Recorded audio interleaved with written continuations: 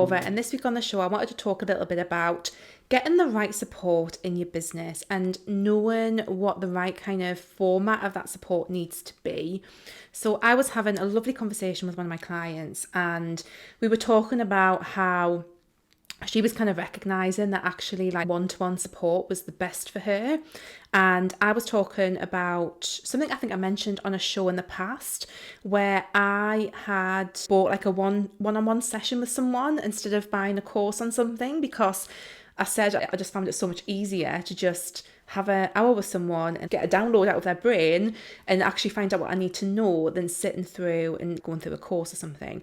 So I just thought it'd be really interesting to talk about some of the different forms of support available for you and your business, what they are, some pros and cons, things you might want to consider with them, and also just like things to think about when you are identifying like the best way for you to be supported. Because I think this is a really interesting thing that we learn through our business journey. And I've been doing this for 10 years. I've had support in my business for about I've been accessing different kinds of support in my business for the last 6 years. So I've had 6 years, and I think I've finally got a real sense of like, this is how I'm best supported in business. Like I've really just figured it out, and I wanted to talk through some of the things that I've learned as well in that process. So whether it's learning, teaching, like coaching, mentoring, whatever kind of support in your business, I think there's a few different categories. So we've got self-study, which is like your very typical self-study online course or program. We have like a group or a live round or a membership style thing where it's like a community-based thing. We have one-to-one, fairly self-explanatory, and then we also have done for you, where someone actually does stuff for you. I think those are a good example of the main ways that we can be supported.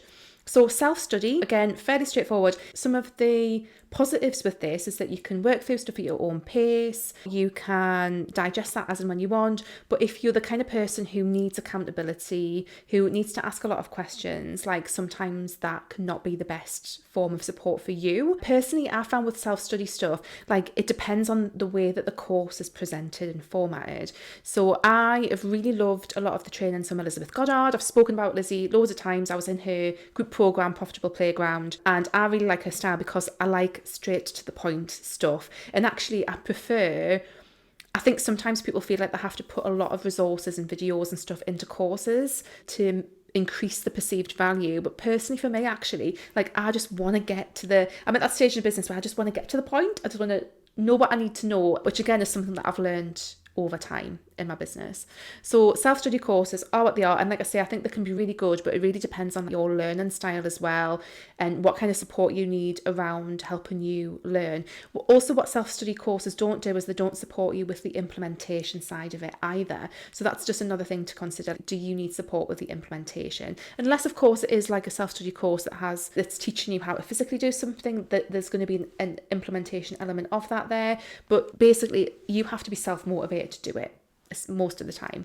And again, using the wide brush strokes here, not every course is going to be set up like this, but generally speaking, that's what we're looking at with this kind of style thing. And then we have the like group community based approach. So things like memberships, and again, like these kind of build on each other, because what you tend to see obviously in a group program or in a membership is that there's some materials there that are essentially self-study, unless there's like live calls and things like that usually as well, or in exchange of. And again, I think that there's like a lot of benefits from that, because what you get from that is you get that interaction, you can ask questions, there's more accountability and motivation to work through something. So again, it's like it adds something else in that you wouldn't just get with a self-study course. What sometimes people find, and this is certainly where I'm at now, that I've just accepted and identified in myself, and although I wish it was different, it just is what it is. I do not tend to engage certainly in big communities. Like I just don't engage in them, and I think I just don't have the headspace, generally speaking. I've really identified that that's not the way that I like to be supported, but some people really enjoy being supported. And again, a lot of this comes into the delivery. So in a smaller program, like I run a group program, we currently have 6 people in that group program. So it's a small program. And again, one of my big values in that program is that everyone feels seen and supported. Again, you might have group programs that have 20 or 30 people, or you might have memberships that have thousands of people in. And again, I think these are questions that we have to ask ourselves when we're considering making investments in how we get supported in our business, because is this the right form of support? And sometimes, I'll get into this towards the end, but sometimes I think we make decisions based on the cost and not on actually what it is that we need. But we'll get into that in a second, actually what's going to get us the results. But anyway, so we've got like more community-based learning, teaching, coaching, support. And like I say, sometimes that can be really good and can work so well for people, but there's always like some cons to that process as well. And then we've got one-to-one. So this is where you work with someone one-to-one. Again, coaches, we're going to know all about this. That one-to-one support where someone is directly supporting us with something. And again, there might be some learning materials involved in that, but generally speaking, the bulk of what is being learned, taught, the support, the coaching, the outcomes are given within that one-to-one container of support.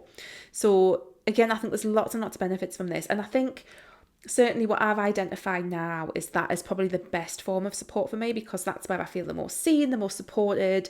That's where I can just like, there's no like noise. And I think that's one of the things that I find with larger communities is a lot of it's just noise that I haven't got the headspace for at all. And that's why I appreciate one-to-one much more, because it can be more focused. I think that's what I see as one of the benefits of one-to-one, is that it's much more focused, it's much more individualized, so that you're going to get very specific advice for you. So that's one of the things I like about one-to-one. But again, what you don't get with one-to-one is you don't get the benefit of other peers, perhaps at your level, or people experiencing the same thing as you, working through that at the same time. You don't get that from one-to-one necessarily. So again, there's pros and cons there.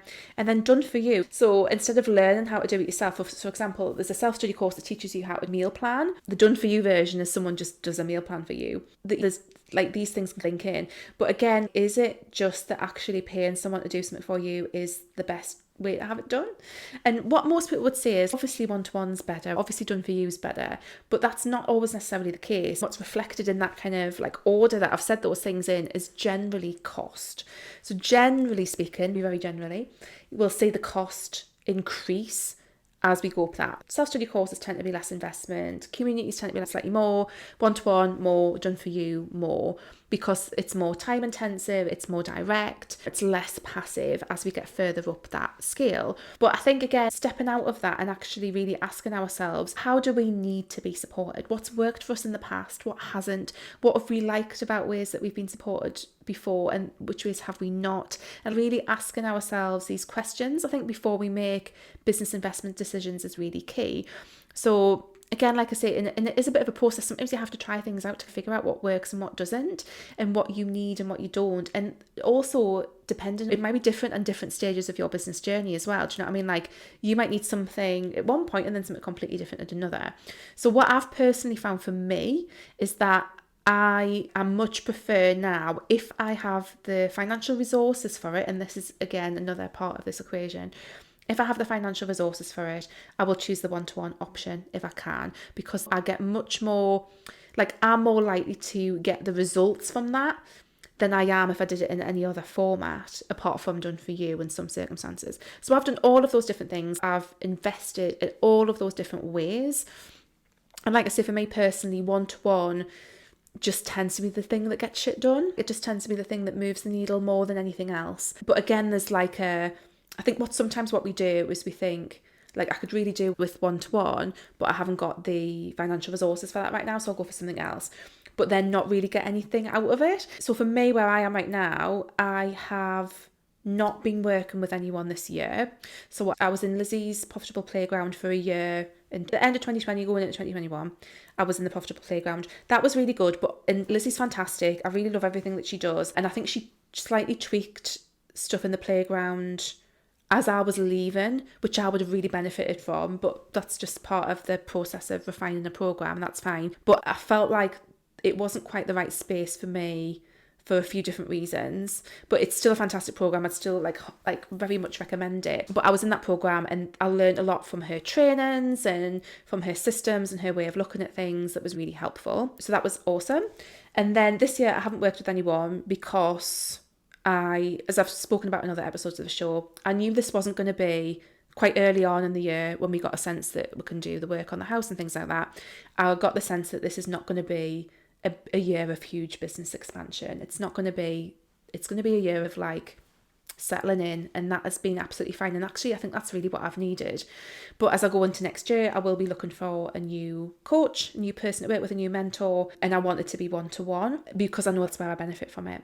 I have been in like little memberships and things like that, and again I think I joined memberships because oh, that sounds fun, and when I'll do this and I'll do that, and sometimes they work really well. Like I was in a membership where the trainings, like there was new trainings came out once a month, and again they were very to the point and very actionable, and I know that I like that. But again, like just given where I'm at in my life, and another thing to layer into all this is like, is where you are in your life and business conducive to the support that you're going to receive? Does it make sense?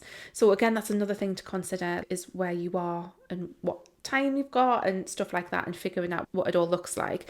And again, like some people would say to me, you could have still grown your business like massively over this year, even though when you're doing all these other things. Like for me personally, I know what my headspace is like. I'm also a mum, I'm also on the PTA, I've also got like all sorts of other stuff going on, and actually those things are really important to me as well, and that's fine. It's like we've all got these decisions to make in our business, and I think recognizing as well something that's really helpful from the start that I wish I recognized sooner was like you do need external support. At some point in your business, you're going to need external support to learn something new, to learn a new strategy, to help you with your mindset, to help you expand. There's going to be something that you're going to need support with. That comes with business. It is a non-negotiable for me. That is part of what it looks like. And if that means, like I see, sometimes self-study courses are really good, group programs are amazing. It's just figuring out what works for you, and sometimes you have to try a few things out to see what works. But again, it's like all these like little different things that need to be considered. But I think even if the only thing that you get out of listening to this episode of the show is, how am I best supported? How do I like to be supported? Like, how have I enjoyed being supported in the past? What do I think is going to work for me? What have I got? Like, even if you're just asking yourself these questions, then I think that's a really, really positive thing, because what we are all so different. And like I said at the start, one of the things that I did this year was I had some very specific questions about my SEO on my website. And you know, and honestly, like I just needed to go to someone and have a one-to-one session. And I went with Sarah Moon, she's fantastic. I will put a link for her stuff. I went to her, got exactly what I needed out of that session. That is exactly what I needed. Boosh, did some stuff, still have some stuff that I need to do, to be fair, but did some stuff that was helpful, and that was really useful. And sometimes what you need, and I suppose the nice way to sum up this episode, sometimes what you need is not another course. It's not another program. It's actually, do you just need to invest in like a one-to-one session with someone? Even if it's a one-off session, I offer a 90-minute clarity call, which you can book. I also offer a big business strategy session. So if you want to really create like a massive business plan, we can do that in a business strategy session. Or a clarity call is really more like a pick your brain style of thing, and those are 90 minutes. And sometimes like that's actually going to get you, rather than you paying the same price for a course and then spending hours and hours working through it, sometimes you just need to sit down with someone. So that's really, like I said, that's where I am with my stuff.